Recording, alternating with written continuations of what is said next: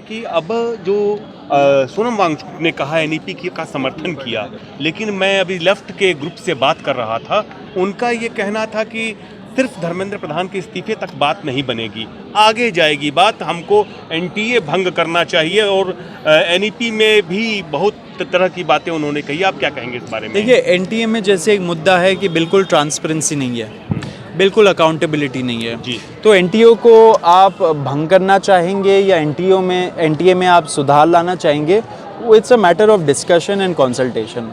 वो कंसल्टेशन हम लोग का ऑलरेडी चल रहा है एंड बहुत जल्द हम लोग एक रिफॉर्म एजेंडा भी लाएंगे एंड उस हिसाब से जो डिफरेंट मुद्दे हैं, बहुत सारी जगहों में रिजर्वेशन का भी प्रॉब्लम है, यूनिवर्सिटीज़ में जो टीचर्स का भर्ती होता है उसमें भी नहीं होता है, स्टूडेंट्स जो पीएचडी स्कॉलर्स होते हैं उसमें भी रिजर्वेशन का मुद्दा होता है, बहुत सारे दूसरे जैसे कि ईडब्ल्यूएस में भी घोटाला होता है, वो सारी चीज़ें भी है। बुक्स अवेलेबल नहीं है, छोटे से छोटा चीज़ जैसे कि एग्ज़ाम सेंटर में लॉकर्स अवेलेबल नहीं है तो बच्चों का सामान चोरी हो जाता है। तो ये सारी चीज़ें हैं, उन सब पे डिस्कशन होना चाहिए। एक चीज़ मैंने देखा, गौर किया यहाँ पे कि जो लोग आए हैं सिर्फ ऐसा नहीं है कि यूथ है, केवल छात्र नहीं है, यहाँ पर जो दैनिक मजदूरी करते हैं वो हैं, यहाँ गृहिणियाँ आई हुई हैं, यहाँ तमाम लोग ऐसे आए हैं अलग अलग प्रदेशों से जो कहीं ना कहीं कुछ करते हैं या नहीं करते हैं, बेरोजगार, उन सबकी उम्मीदें अलग अलग हैं सीजेपी से।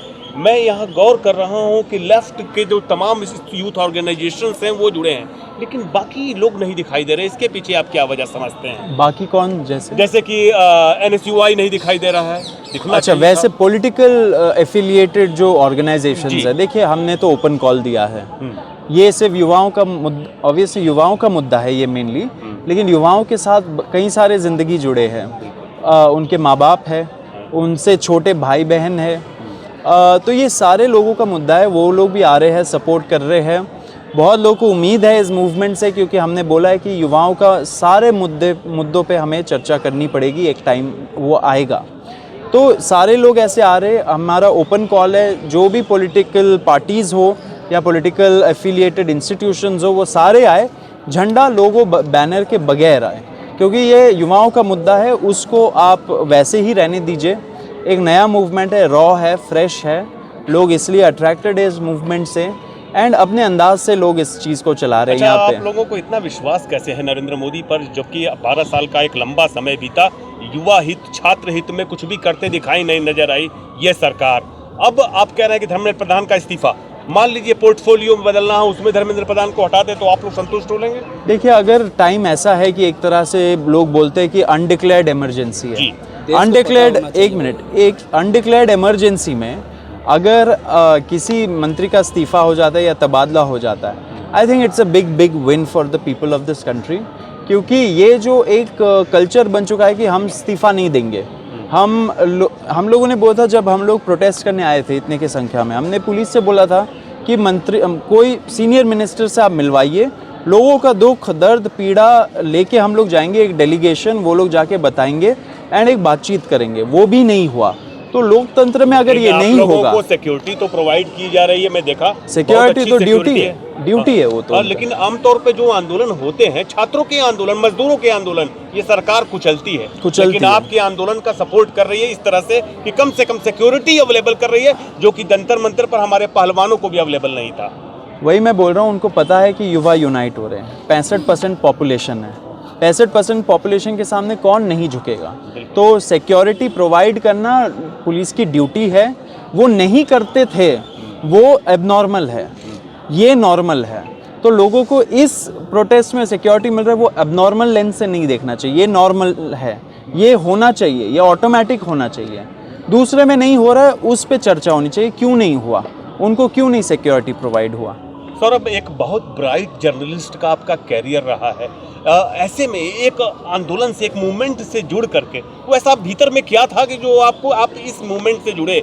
मैं हमेशा से ही मतलब आंदोलन में तो जुड़ा हुआ हूँ। जैसे एयर पोल्यूशन प्रोटेस्ट था इंडिया गेट में, वो मैंने ही कॉल दिया था लास्ट विंटर। तो पीपल्स मूवमेंट जो प्रोटेस्ट वगैरह है, एंड एज अ जर्नलिस्ट मैं इन सब मुद्दों पे ही लिखता हूँ वैसे भी, तो हमेशा से एक एसोसिएशन तो था ही। तो जब ये चीज़ आया, मैंने सोचा ये तो नेचुरली है, ये हमारे दायरे में है, तो इसको करते हैं। एक आखिरी सवाल, हाँ, जुडिशरी पर कम से कम हमारी पॉलिटिकल पार्टीज चुप रहती है, कोई पार्टी हो, कांग्रेस हो, विपक्ष का भी कोई दल हो, जबकि तमाम डिसीजंस ऐसे आते हैं जो अंडर द लेंस देखने लायक हैं। आपको क्या लगता है कि धीमे धीमे ये सब्र का बांध टूटेगा या कहीं टूटेगा भी कि नहीं टूटेगा?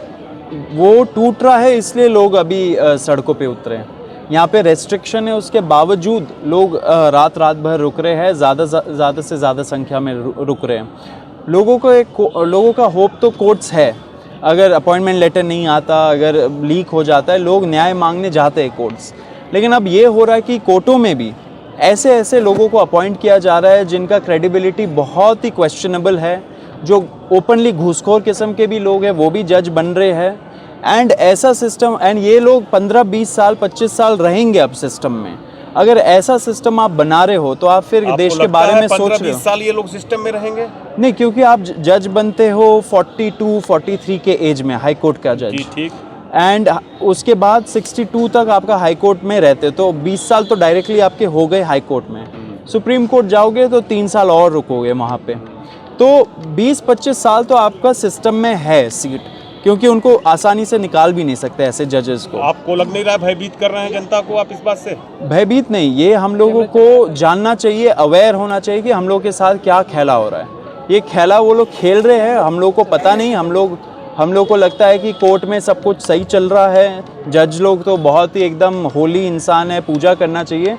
बिल्कुल ऐसा नहीं है। जो लोग ऐसा बोलते हैं उन लोगों का कोर्ट से शायद पल्ला ना पड़ा हो, लेकिन इंडिया में 2 किस्म के लोग होते हैं, एक जो कोर्ट में है एंड दूसरे जो कोर्ट से भाग रहे हैं। तो किसी दिन अगर हमारा पल्ला पड़े कोर्ट के साथ तो पता चलेगा कि कोर्ट में कितना करप्शन बढ़ चुका है, नैतिकता वहाँ भी ख़त्म हो गई है। जज लोग भी बहुत ज़्यादा एक तरह से बर्डनड है। ऑफ कोर्स जो अच्छे जजेस हैं वो भी इतना पेंडेंसी के वजह से बर्डनड है। सिस्टम में के अंदर उनको सपोर्ट नहीं मिलता है, उनका तबादला हो जाता है। तो ये सारे मुद्दे हैं, हम सब युवाओं को ही इस चीज़ का संज्ञान लेना पड़ेगा और आगे बढ़ना पड़ेगा। हम सौरभ दास जर्नलिस्ट को खोजते रहेंगे, मिलेंगे कि नहीं मिलेंगे? नहीं, हम तो लिखते रहेंगे। मिलेंगे ना, जर्नलिस्ट जिंदा है ना अभी? बिल्कुल।